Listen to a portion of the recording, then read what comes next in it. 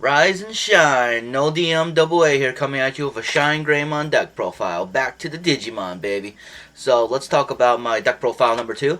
So I already covered this deck like a month ago, but I made some improvements and I played it a couple times before my Vanguard tournament started, and I played against it yesterday with a buddy of mine who wanted to learn Vanguard for the first time.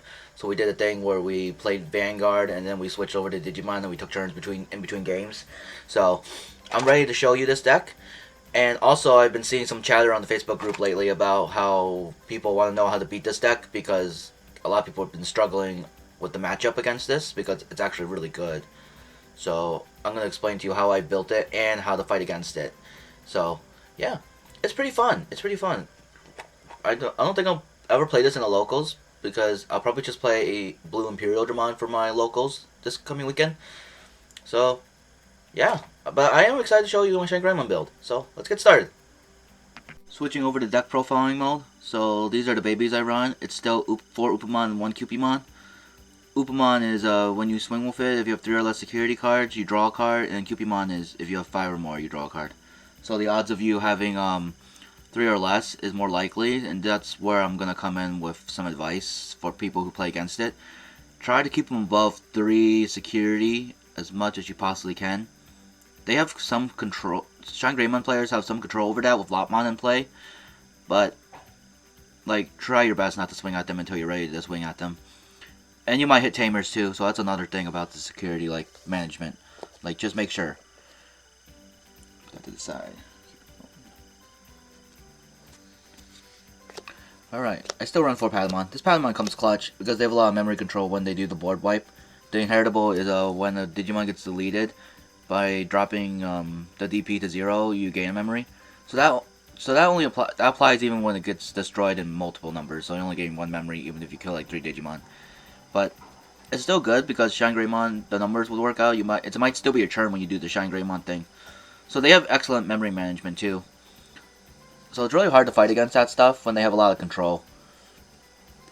But try to keep them at like little memory as possible. But I know that's a tall ask. Then I run 3 Tsukaimon. I took out the Lopmon, not the Lopmon, the Labramon, the one that if you reduce the Digimon by dropping it to 0 inheritable, you draw a card. I took that out and put these in instead. Because I kept almost decking out every time I played with that card. So I'm like, that's kind of dangerous. So I decided to like not want to deck out and just play these instead. Now speaking of the Lopmon, I run 2 Lopmon. So this card helps you control your security a bit and figure out what you want to get, grab or not. I actually did a funny thing where I looked at the top card and it was a ShineGreymon, but I didn't take it because I know he'd swing all force, and he did, and then it died. I was like, what? He was all like, why didn't you take it? I was like, because I knew you were gonna swing with all force and it was gonna die, because you didn't have jamming, because he didn't set up the jamming. Funny. Then 2 Salamon. This is the, if you have 3 or less and it dies on deletion, you recover 1. So this is what I mean where they have a lot of recovery, like, management. They can control their security pretty easily.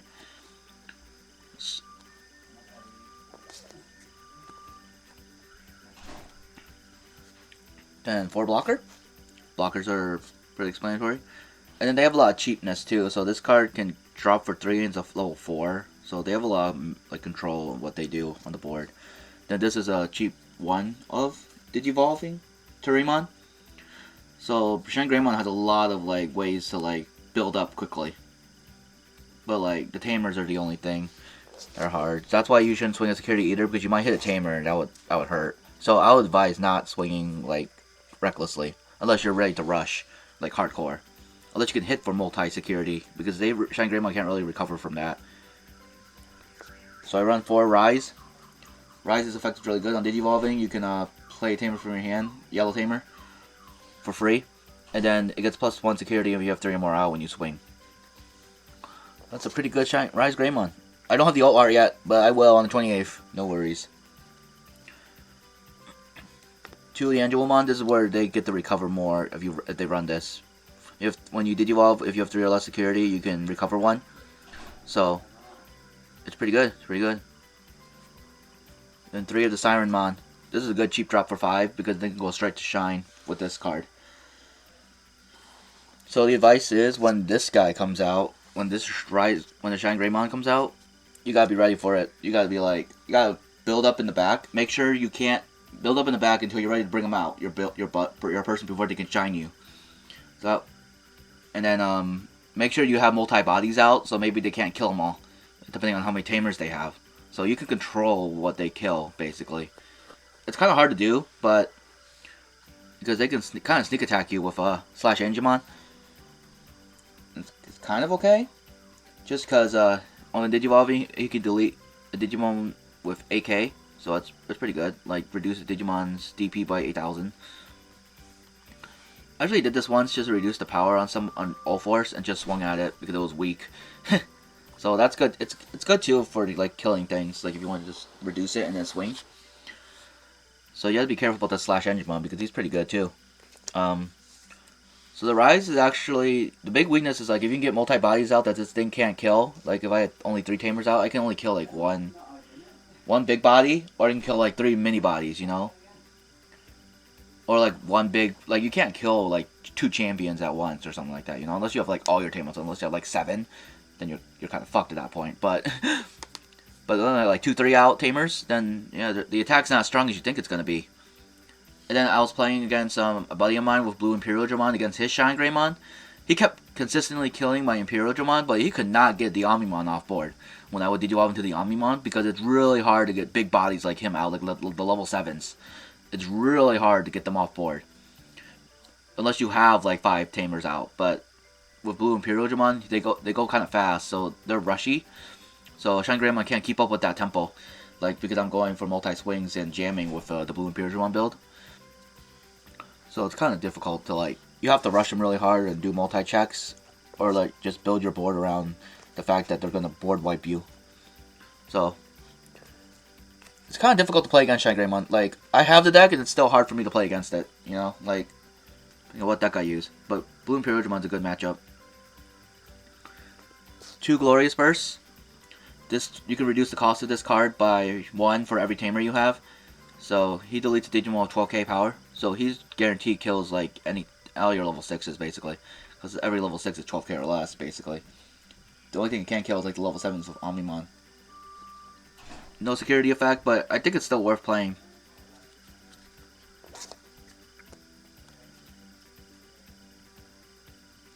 And Tamers, 4 TK. For the searching 1 TK. So, if you have 2 or less, set to 3. And then, you can look at your security stack, add a yellow card, put it in the, reveal it to your opponent, then add a card and shuffle it up your security stack. Pretty good, pretty good. I run 3 of the security TK. He gets plus 2k to your security Digimon. And then 4 of the Kari. Kari's so good. She's amazing. If you have 3 or less security, you gain a memory at the start of your turn. She's so good. Some people do like the other way around, where they run 4 of this and 3 of her, but I'd rather just run 4 of her. I think she's better.